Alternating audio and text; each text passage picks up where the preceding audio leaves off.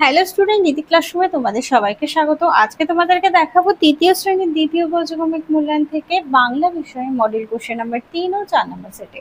প্রথম প্রশ্ন, কদাক শানুর বাবা কি বলেছিলেন?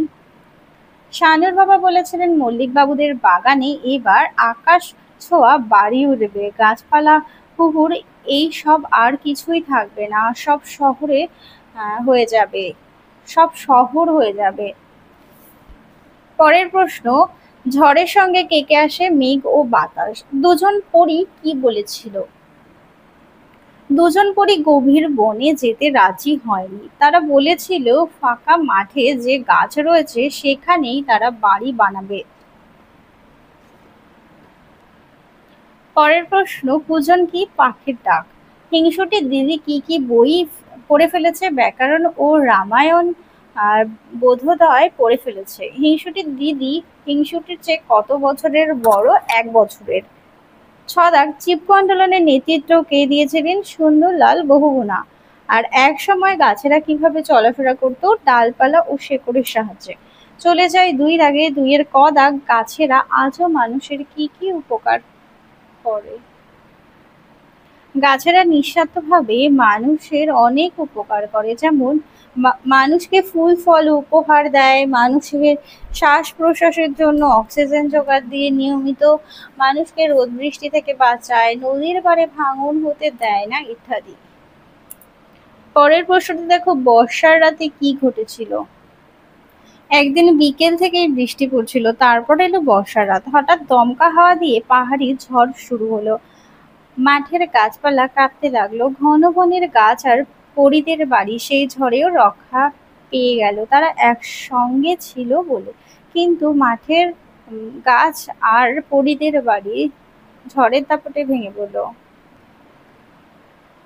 পরের প্রশ্ন, সবকিছু ঠিকঠাক মনে হলো কখন? একদিকে আজান আর অপরদিকে সিয়ারাম, এই 2 সম্প্রদায়ের মিলনে আজ সবকিছু ঠিকঠাক মনে হলো। হিংসে করা ভালো নয় কেন? হিংসে করা ভালো নয়, হিংসে করা উদার মানসিকতার পরিচয় না। নিজের মনকে ছোট না করে সবাইকে ভালোবাসা উচিত। সবাইকে ভালোবাসলে আমাদেরকে সবাই ভালোবাসবে, হিংসা করলে শুধুমাত্র শত্রুতাই বেড়ে চলে। পরের প্রশ্ন, বৃষ্টির সময় চারিদিকের পরিবেশ কেমন হয়ে যায়? কয়েকটি বাক্যে লেখো। বৃষ্টির সময় চারিদিকের পরিবেশ থমথমে হয়ে যায়, আকাশ কালো মেঘে ভরে থাকে, মাঝে মাঝে শব্দ করে বিদ্যুৎ চমকাতে থাকে, কালো মেঘের কোলে সাদা বিদ্যুৎ চমকে ওঠে, দূর থেকে সাদা বৃষ্টির ফোঁটা ধেয়ে আসে, বৃষ্টির স্নাত প্রকৃতি স্নিগ্ধ হয়ে ওঠে, পাখিরা গাছের ডালে বসে ভিজতে থাকে। পরের প্রশ্নটি দেখো, 3 দাগে, জুঁই ফুলের রুমাল গল্পের লিপিকে তোমার কেমন লাগে বুঝিয়ে দাও।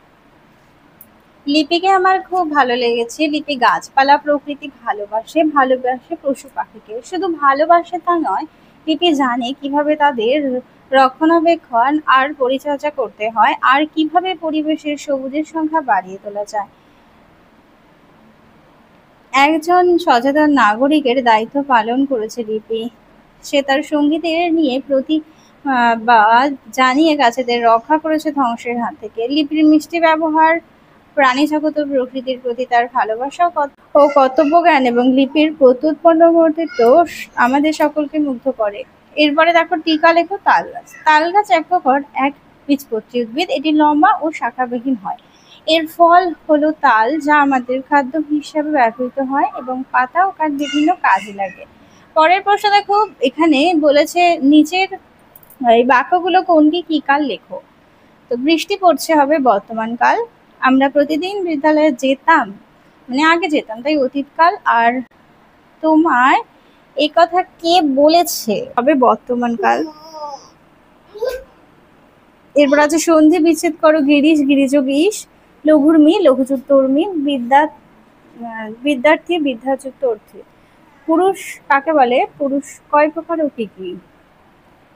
যাকে আশ্রয় করে ক্রিয়ার রূপ পরিবর্তিত হয় তাকে বলা হয় পুরুষ পক্ষ।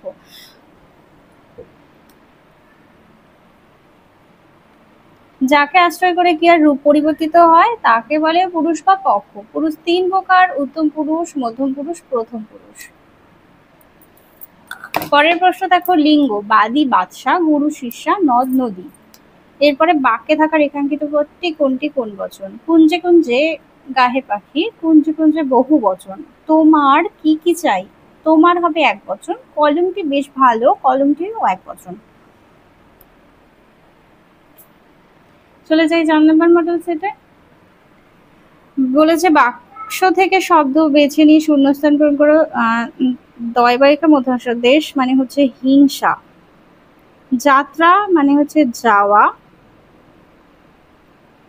আর গুম্ফো মানে হচ্ছে গোফ।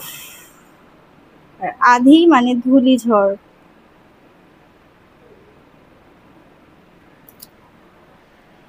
বাক্স থেকে শব্দ নিয়ে বিপরীত শব্দ: ঘন, লঘু, অনুকূল, প্রতিকূল, ঘরে বাইরে, অনুচিত। এটা উচিত হবে।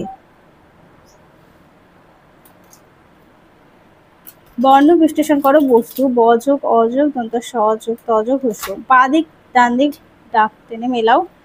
টকটকে হবে লাল, মিটমিটে হবে চোখ, কনকনে হবে ঠান্ডা, ধবধবে হবে সাদা। 5-এ আছে যেটি আলাদা সেটিকে গোল করো। দেখো আগে আছে কচ্ছপ, তিমি, হাঙর, বাঘ। দেখো কচ্ছপ, তিমি, হাঙর এগুলো সব জলে থাকে অর্থাৎ মাছ। বাঘটা হবে, এটা হচ্ছে পশু। পৃথিবী, জগৎ, দুনিয়া। তো পৃথিবী, জগৎ, দুনিয়া, পৃথিবীর আরেকটি নাম সূর্য, এখানে হবে আলাদা। শাখা, জল, প্রশাখা, শেখর। শাখা, প্রশাখা, শেখর একই গাছের অংশ, জলটা হবে আলাদা। 6 দাগে দেখো সঠিক বিকল্পটির তলায় দাগ দাও। আমি কেবল যাব একটি বার 7 সমুদ্র 13 নদীর পার। যে যন্ত্রের সাহায্যে সূর্য এবং অন্যান্য নক্ষত্রের কৌণিক উচ্চতা মাপা হয় তার নাম, এটি হবে সেক্সটন। পরের প্রশ্ন, সান্টা ফে কোথায় অবস্থিত? হবে আফগানিস্তান। মানুষের শ্বাস প্রশ্বাসের জন্য দরকার অক্সিজেন। লিপিদের বাড়ি ছিল আগ্রায়। আরেকটি কাল্পনিক ফুল পরিজাত। পরের প্রশ্ন, মধুমাছির নৌকায় কি আছে? সোনা, রূপো, মানিক, মুক্তা, হীরা, জহরত ও ধনরত্ন। আর মানুষ গাছের শাখা পোশাখা কি কি ঝুলিয়ে রাখত? মানুষ গাছের শাখা পোশাখায় তাদের হাত বাক্স, পোশাক, আশার থলি প্রভৃতি ঝুলিয়ে রাখত। পরের প্রশ্ন দেখো, গদাগে কে জুঁই ফুলের রুমাল বুনবে? উত্তরটি হবে বাবুই গিন্নি।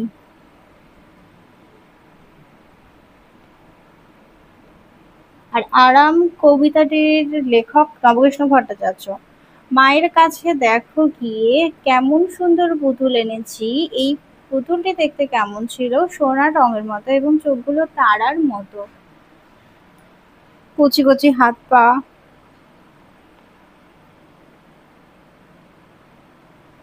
আর টুকটুকে লাল জামা।